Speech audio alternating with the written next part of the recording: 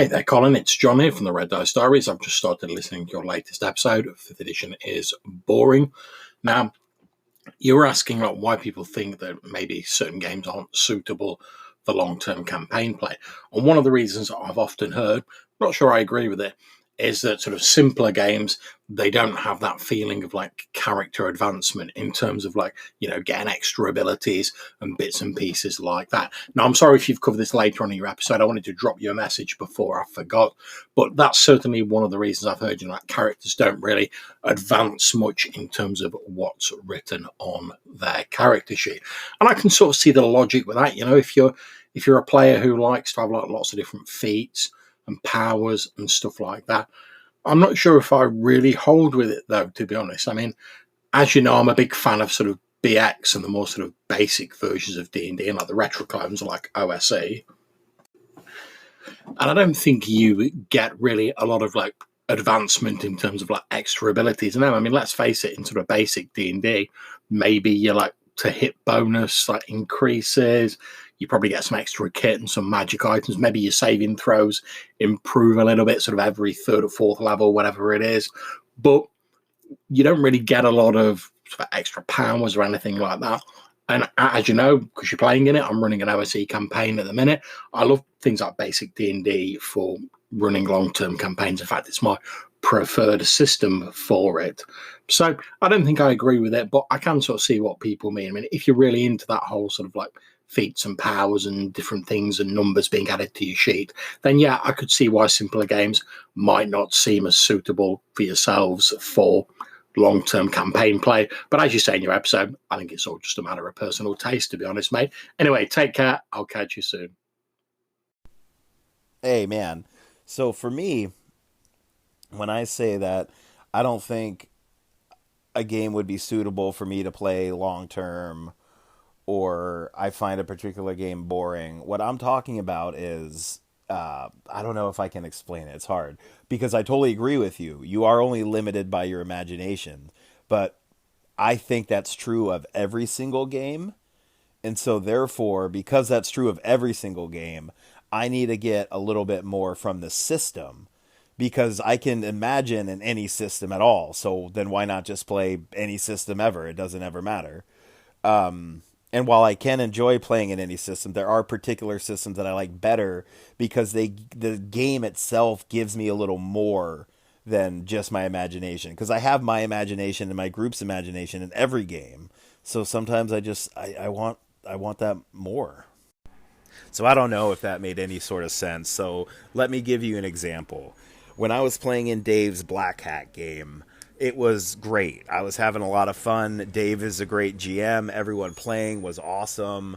But after a while, I got bored with the system, because I can sit around with you guys and shoot the shit about anything and tell cool stories and have fun. But when I'm sitting down to play a game, I want to get something back from that game, the actual rules and the system. Because like I said earlier, I can imagine with people all the time, anytime. But when I'm playing a specific game, I want to get something from the game. And again, I don't know if this makes any sense, if I just muddied the water more or what, man. But it's what I got. Anyway, you're awesome. I hope this is something. Anyway, dude, peace out. So, I was delighted to receive a couple of call-ins. Firstly, one from John and then one from Joe. And this gives me the opportunity to talk a little bit more and maybe ponder some of the things that these fellas have highlighted in their responses. I feel like John's is a perfect setup for talking about progression and level advancement, and it seems like John is clearly not set or sold on a specific idea there. It is presenting perhaps the popular opinion a little bit.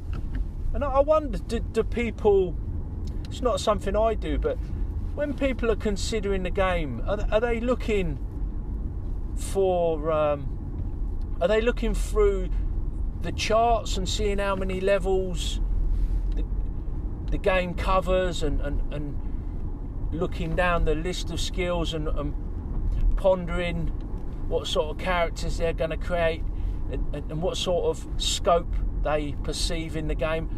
I feel they must be, because there's a lot of emphasis goes into that with some of the big brands. I often say, I can only speak from my own experience. I tend to do character creation. It's a kind of a concept that pops into my mind, and I'm not too fussed about the detail. I'll just sort of maybe speak to the person running the game and say, how can I do this? And then they give me the suggestions. You know, we all want it to work out. If it's just like a bummer and it's not going to work out, then, you know, that's fine as well. So it's what maybe would you call that the traditional angle? It kind of can't, you know, at the birth of RPGs, you've got Dungeons and Dragons there and a system of experience and levels and everything else. And as we've gone on, I think there's been a rise in the amount of games that don't rely on that. And then the whole thing I'm talking about, this sort of the smaller game where that is all totally simplified.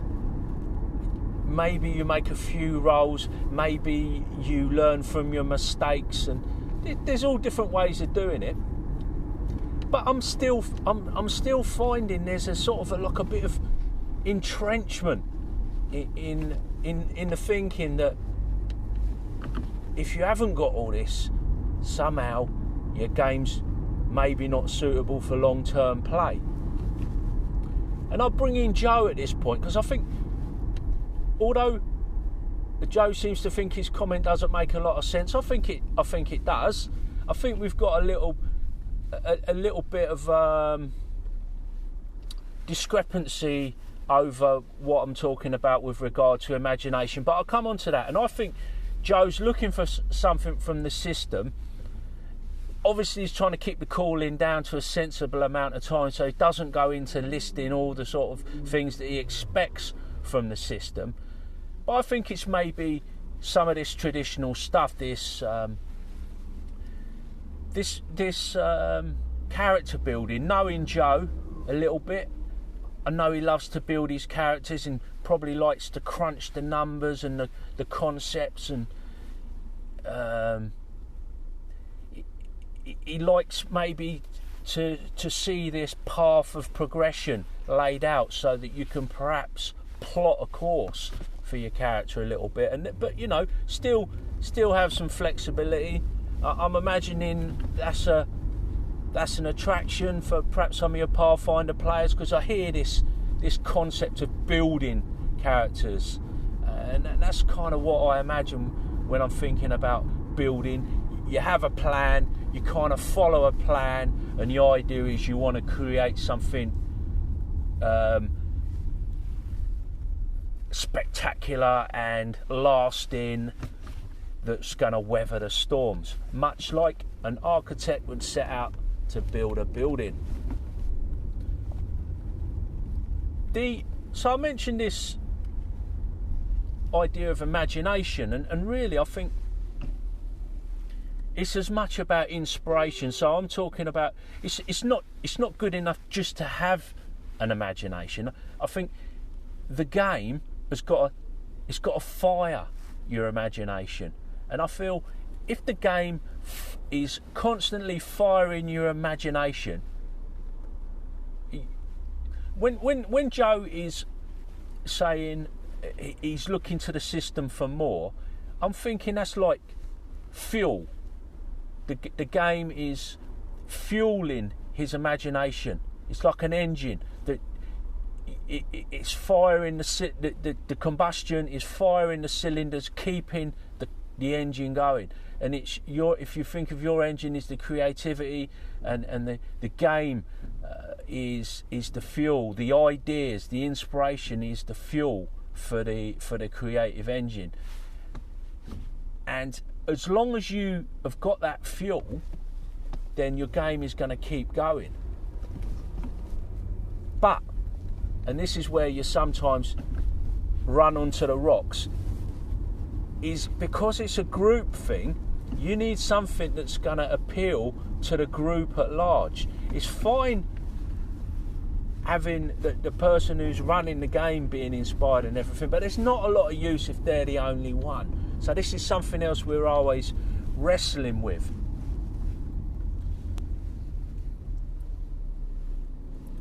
I guess what I'm saying is, what I'm challenging here is, I'm asking the question, what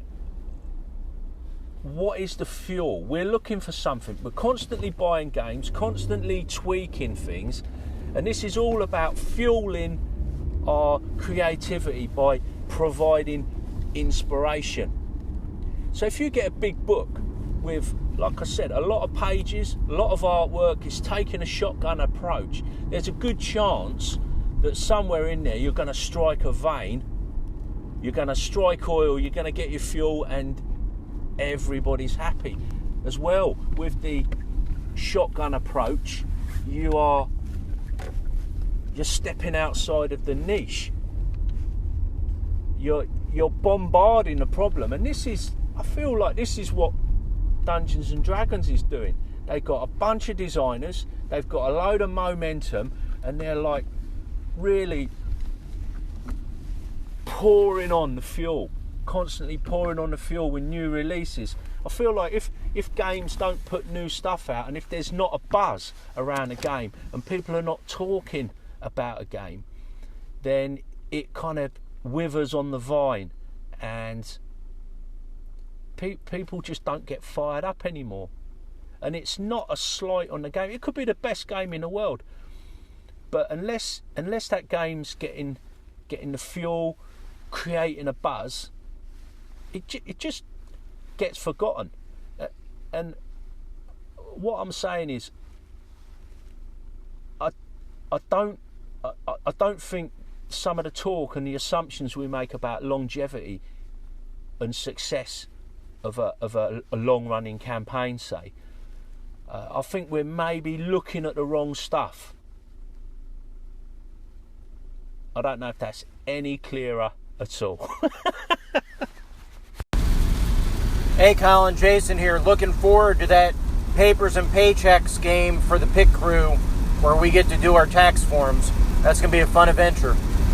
Sign me up for it, please. Talk to you soon. Thanks for that, Jason. You are on the sign-up sheet. You just scraped in. It's filling up fast. You got the last seat at the table, man. The very last. Don't tell anyone, but I saved it for you. We've all got this imagination. We can all bring it to the game. But I sometimes think that people are not inspired with their play, or they're going through the motions and they're not bringing their A game. And they're not providing a sort of the session is not inspiring and maybe charged with creativity. And is that because the session and the game that they're sitting and playing is not pushing their buttons? They're not getting fired up about it. Joe gives the example of his black hack play. Now, everybody's different, and I didn't experience a tailing off in my enthusiasm for black hack. I'd happily play that. I found that the perhaps what in fact was going on with that game was it was getting more and more intricate, and you heard players perhaps saying that they were kind of like falling behind with what was going on, and maybe there was some danger that if you missed a few sessions you might never catch up with perhaps the story. But at no point was the game ever complicated, but I always felt a desire to play some more, learn what was going on with different characters, find out what had happened, things like that. So I felt super engaged in what is really quite a simple game. Having said that, I do think that the Black Hack has got some hidden depths that you don't necessarily notice on an initial read through. And there was some cool stuff happening. The question of this imagination and inspiration, I think there's certain players out there that they want to bring a lot of their own stuff to a game, and they feel held back or hampered by these bigger games. And when I talk about you're only limited by your imagination, what I'm suggesting there is, if there's something missing in a game, you're quite at liberty to add it in. And in my original episode, when I started talking about this, I did say that I feel a lot of the big publishers out there, they put a lot into their books just to make it easy for people, because I think it is easier to leave stuff out that you don't want than to dream up new content and add it in. So I'm not suggesting light games are necessarily an easy option, and I think that's another thing that kind of gets trotted out there. Maybe these games are not serious games, they're just sort of like throwaway games, but you've got to bring a lot of your own stuff to the table, because if you're going to play a game for any length of time, it's going to have to evolve and it's going to have to develop. And if the creator hasn't given you a load of codified stuff, you're going to have to make it up yourself. And I think for a lot of people there's an attraction in that. And I guess, it's just, I'm just challenging this idea, this whole thing that that game's not a sort of suitable for long-term play.